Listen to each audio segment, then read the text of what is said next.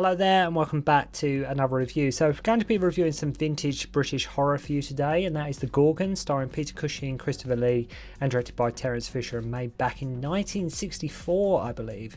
And I've reviewed a few horror movies on this channel, but I do want to start reviewing some of the classic sort of like horrors, old school horrors, especially those sort of from the Hammer Studios, as I absolutely love these old school movies. As I've said time and time again, there's so many movies to get through. There's so many movies that I just want to just get out there, my opinions on, my thoughts on, and just get across just a quick review of these movies. But I absolutely love the classic old school Hammer horror movies. And what I love about these movies is like the period settings, the sets, much like in many ways like the old school Shaw Brothers movies. And like there's a familiarity there about them, and there's almost a comfort about them. Like the movie nowadays to most people would not be scary at all, but there is a great sense of atmosphere in these old school horror yarns, and for the most part to me that's what makes them so enjoyable. Also, along with your veterans here, like I mentioned, like Christopher Lee and Peter Cushing, we have Barbara Shelley and Richard Pasco. And I think when this film was released, it was also supported by The Curse of the Mummy's Tomb. So we open in the village of Vandorf and we meet this artist Bruno Heitz, and his girl Sasha wants to marry him and she is pregnant. Anyway, at one point she is running after him and comes across something and starts screaming and of course dies. Okay, right, I'm going to sort of go through the film quite quickly. So Peter Cushing, he plays sort of Dr. Namaroff, who works at the local medical institute, and naturally of course there has been a few unsolved murders in Vandorf, as you would come to expect.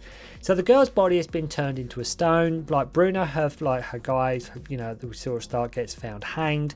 So the girl's father and the police chief blame Bruno, right, as he liked the booze apparently. And like Bruno's dad, Jules Heights, played by Michael Goodliffe, is like, hey, come on. Right, this is just a witch hunt, right? They're just blaming my son because she's turned to stone, and like, you know, they think they're blaming it on sort of murder and suicide. And they, like, his dad, Jules Heights, seeks to find out the truth. And he goes to visit Cushing and tells him about Megara and that she is a Gorgon and one of 3 sisters, the other 2 of which have been slain. And none of the villagers want Heights there. They commit arson at his place. He sends a telegram to his son Paul, played by Richard Pasco, and Jules gets lured out from where he is staying to the castle by this voice. And it's always a castle, right? It's always, I mean, I know I'm crashing through the story here. There's always a castle. There's always a castle in these movies. And like I mentioned, you really do have to love the set designs and atmosphere in these old school horror movies evoke. And watching them now, of course you're not going to be scared. You know, of course you're not going to be absolutely terrified. But it's like I mentioned with the old school Shaw Brothers, like the Kung Fu movies, there's a comfort to watching these films. There's something about watching these old school horrors that, like I say, especially with the set design and above all else the atmosphere that they do get across in these old school horror movies, it really, like I say, that to me personally is why I love watching them, or a big reason as to why I do watch these movies. So he sees the Gorgon. It's quite a good makeup when he's like sort of half stone, and he leaves like a letter for Paul, who arrives and sort of comforts. Like he arrives and sort of confronts Namaroff about what his father wrote. I mean, bearing in mind he was turning to stone, right? He managed to write 3 pages, right? So that's not bad going for, like, if you're actually turning into stone. He managed to get 3 pages down. I mean, if that was me, I'd try and keep it as brief as possible. And what another thing I love about these movies, just in a way how chilled and relaxed they are. Like you can sort of put these on and just relax and wind down.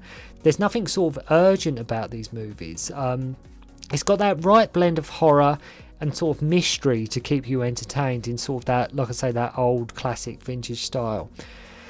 So Carla, Cushing's assistant, comes to visit Paul and warns him about Megara. Paul is staying at his bro's cabin. I mean, it's handy that, right? It's handy, can just stay there.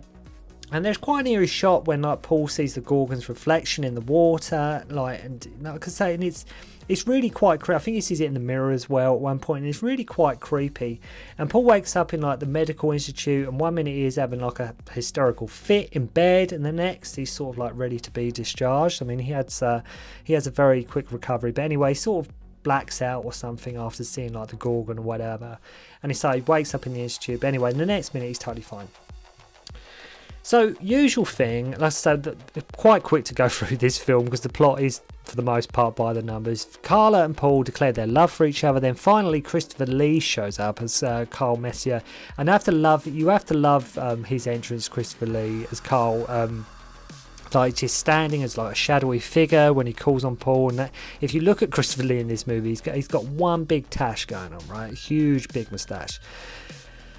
So he works with Paul and wants to see all the files of the women that have been in Vandorf over the last 7 years. They find Carla's files, and he is such a boss in this. Like Christopher Lee just comes in and he's like taking no crap from nobody. Okay, he's like, you try to reject Professor Height, so you best not try any of that behaviour on me.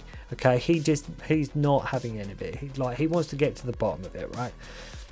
So Namaroff, Cushing's character, he's sort of smitten with Carla, or we think he is, who tells Paul to meet her at sort of Castle Borsky. And she's like, Paul, my darling, I will come away with you. And as he can't take her right away that second, right, as they can't take her right that minute, she's like, I may never see you again. So maybe some warning might have been nice if you did want to come away with me. You know, you've just sort of thrown this on me. But she quickly changes her mind and is like, you know what, maybe you won't ever see me again. So Ratoff, his name, is Peter Cushing's assistant, tries to kill Paul, but it's sort of thwarted by like Christopher Lee's character and goes in to break into Namaroff's to look for some files. And love how when he returns, Cushing is like, Ratoff, have you seen Carla? He's not, how did the attempted murder on Paul Heights go? No, he's not at all worried about that. He's more concerned like where Carla is, but all will be explained shortly. But again, if you've asked somebody to sort of murder somebody for you, you'd think that would probably been like probably top on your list of questions, like how did it go? But anyway, so cutting to the chase, like Christopher Lee thinks the spirit of Megara is in Carla, and she gets like amnesia on a full moon, and he confronts Namaroff about why he wants Paul out of the way. Paul sends Carla to a hotel, but she sort of never arrives. Christopher Lee sort of slaps Paul when he goes to look for her as he's trying to sort of protect him. It's the second night of the full moon, but typical Paul just sneaks out anyway. And he goes to the castle. It has to be the castle. And it just wouldn't be a Hammer horror or vintage horror without a castle. He finds Namaroff sort of waiting for him with a sword, and Paul just decides to sort of attack him with a hat stand, as you do. And I have to admit, Richard Pasco as Paul in this puts in a fine performance, and it's really him in many ways that sort of carries the movie. Yes, you got your heavies there like Peter Cushing and Christopher Lee, but Richard Pasco for the most part is centre stage here, and it is him who's sort of carrying the movie throughout. But when the film's fun enough, but when Christopher Lee turns up, the film just gets a bit new level of fun. It's like once Christopher Lee turns up, you really are having. I personally was having a bit of a blast with the movie, despite how predictable it is. But again, 1964, you have to give the film. You can't be too hard on it. So Cushing ends up looking at the Gorgon. Unfortunately, the full reveal is like with the end of this movie, the twist, the reveal, whatever you want to call it. It's just a bit too late, and the mystery of who the Gorgon is was sort of pointed out ages ago.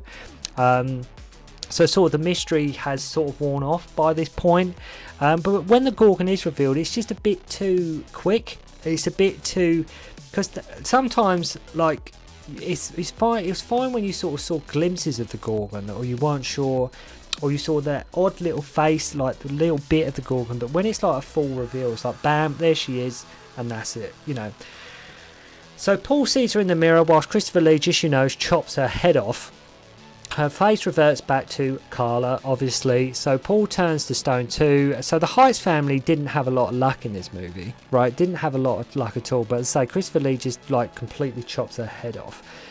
So it turns out sort of Namaroff was sort of, he knew that Carla was the Gorgon and things like that. But anyway, I will try and review a lot more of the classic Hammer horror movies, because there's a lot of fun to be had with these. As you know, I do like a lot of old school movies, a lot of cult movies, but I found it highly enjoyable. I will be reviewing more Hammer for you guys, but I thought if I was going to start with Hammer horror or do Hammer horror, I thought I'd start with sort of a not so obvious one, or a one that not a lot of people may think of when they think of Hammer horror, but it's one that's obviously still got, you know, your Cushings, your Christopher Lees in there to boot. So if you have seen the Gorgon, or if you are a fan of Hammer horror movies in general, make sure to let me know. But if you've seen the Gorgon, let me know what you think of the movie, you know, and where does it rank in terms of like your favourite Hammer horror movies. Is it one of your favourites, or is it even one of your lesser favourites in terms of the Hammer horror movies? So thank you very much indeed for watching. Hope you enjoyed the review, and I'll see you again soon. Don't concentrate on the finger, or you will miss all that heavenly glory.